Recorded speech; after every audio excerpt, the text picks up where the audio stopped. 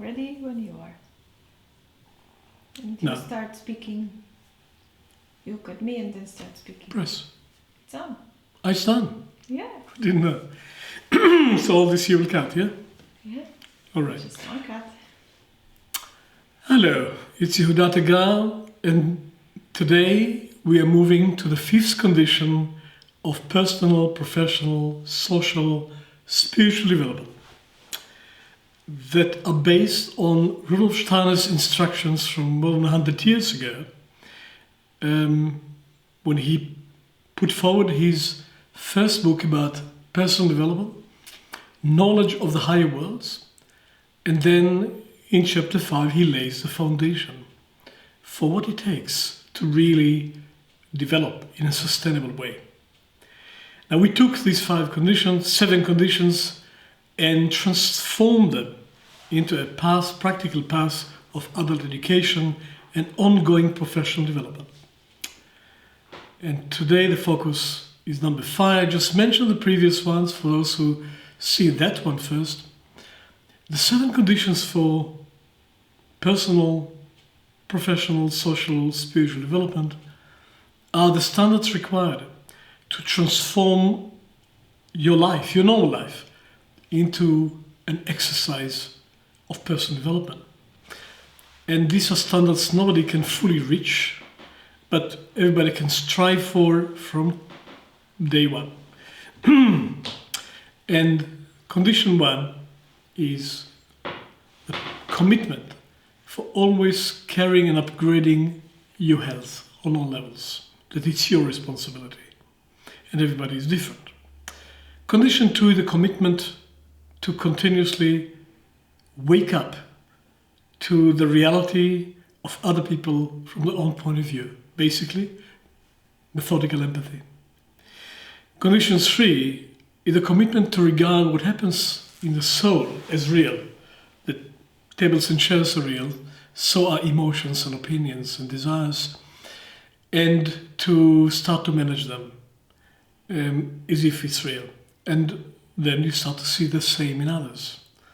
Condition 4, which is the previous video, is about the boundaries between parallel, simultaneous realities, you and others. It's the consolidation of your own reality based on your own authority and the respect for other people's reality, and the boundaries between them, and then the greater good or the greater picture that combine both. Condition 5 for today, it's a commitment for responsible decision making and for action on these decisions. I'll come to it in a moment.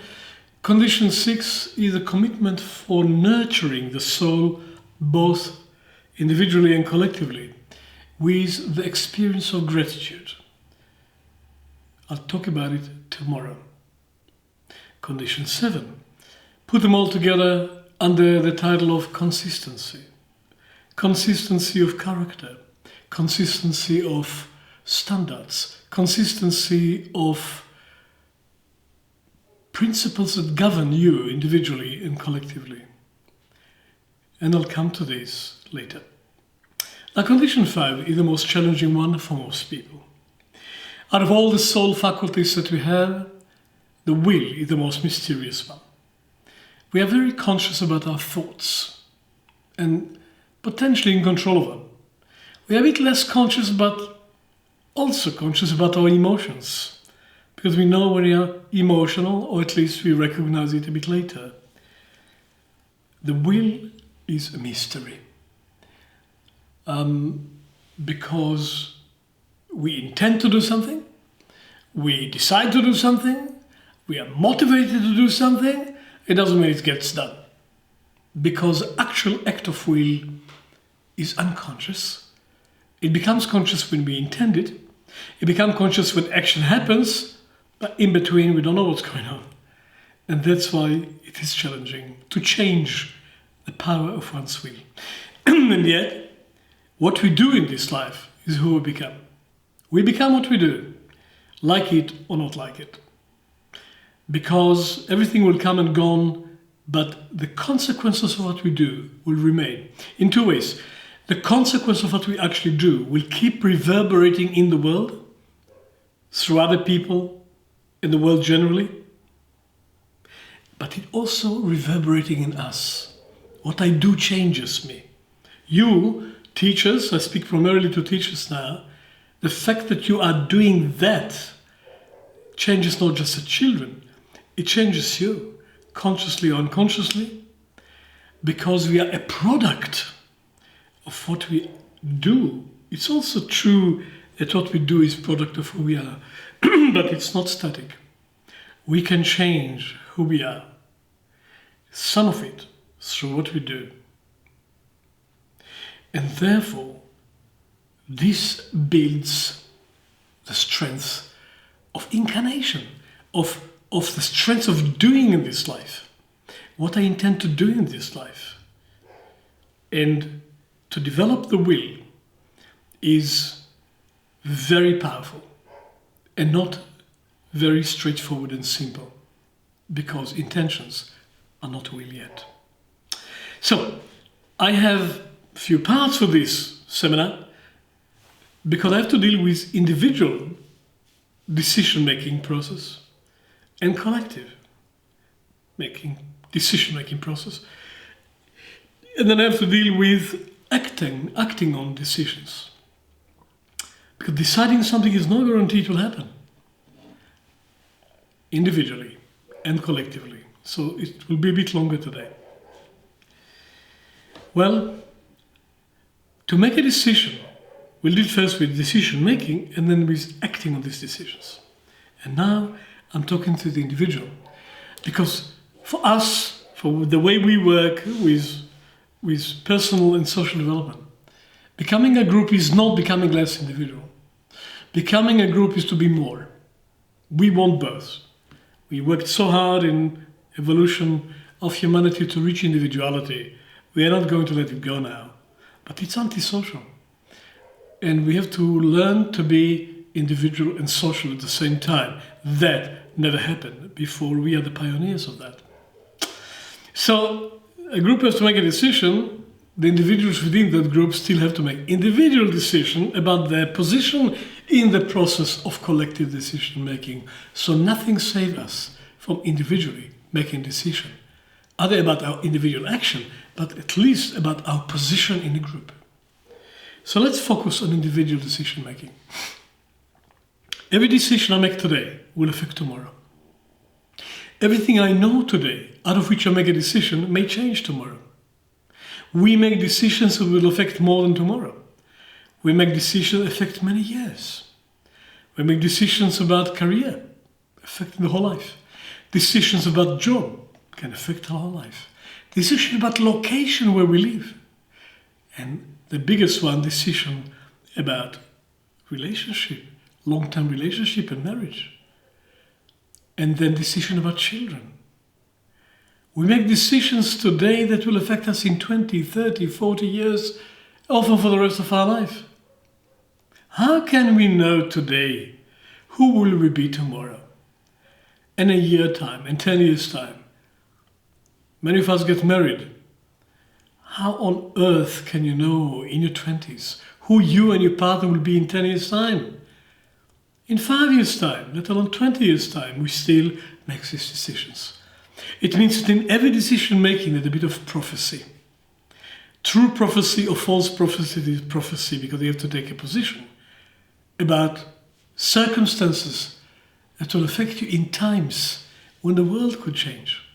For instance, how many people made very wise and responsible decisions about work, about business, about life, about saving. And then came the pandemic and destroyed so much of the foundation and information and the basis of these decisions. And so, what shall we say? We made the wrong decision.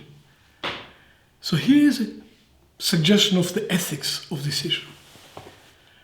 A successful decision making must not be dependent on the immediate outcome, because it's quite obvious we cannot control the outcome. Every significant decision affects the world, not just you. You can't control everything.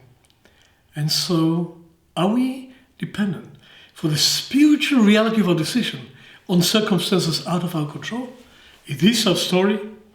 Well, as a free man who would like to be freer, as someone who is devoted to the philosophy, the psychology, and the practicality of freedom, I cannot accept that my decisions, that the rightness of my conduct of my life depends on outer success. So here in ethics, what makes a decision right is not if later on it is successful. There must be something right about the decision now, with a value that will not be dependent on external circumstances. What is a right decision? A right decision is a decision that comes from the core essence of my identity. Well, what is it? I cannot tell you what is your core. But if I make the right decision that I'm fully behind, that truly express who I am, even if it all goes wrong, I will not blame myself for acting on something which is very partial. Because when I go back to the moment of making a decision, I will see the whole person, using whatever I know at the time, coming out of the right place in me. And then there will be peace about it. Even if externally it doesn't go right, because something happened in me when I make a decision from the right place. What is the right place? I don't have time to a whole ethical discussion about it. Let's put it straight as a value. Second point of ethics of a decision. The heart is the right place, and I'm not going to define it. But the essence of humanity is not in the head and is not in the guts, it's in the heart. If I make a decision out of my heart, out of what I believe in, out of my love for what I'm going to do, and of course out of consideration of what I know about the effect this decision has on other people. But still, acting with my intuition, but intuition that is not just based on the drive of the moment, on the pressures of the moment, on the desire of the moment, but on my core humanity as I find it. I will not regret it, even if things go wrong externally, because I shaped myself with this decision to be the architect of my life based on my core value and my core being. Right decisions are decisions coming from the heart, from love for this action, not from desire to succeed, because we eventually will die. And whatever we do and whatever we have will be gone. What will be left? Who we are will be left. And the decisions we make and the way we make them and the action we take as a result of them shapes who we are beyond this life. Therefore, because the decisions that I make now will affect me in the future, I have to have some connection to that future. And I'm not a prophet. And therefore, we have to connect to levels of consciousness which are not available in the daytime, because in the daytime, the future is not available for us. And the deepest wisdom we have is not fully available for us. Therefore, there's this ancient dictum, sleep on it. Sleep on it. Don't decide now. Take some time, sleep on it. This is completely common now. But what does it really mean? What it means to me is that in sleep, I am awake in a different way. Sleep is not oblivion. Sleep is not gone. I wake up in the morning, I have the same personality, identity, even the same passport as when I went to sleep. So is it wrong? Have I gone completely and reconstructed myself out of thin air in the morning? No.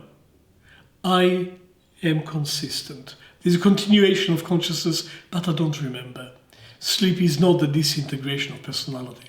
Sleep is the transportation of personality to a level for which our known memory is not accessible.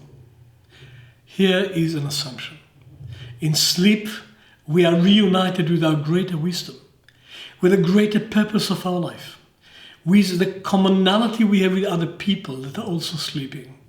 In sleep, we reconnect to where we come from before birth.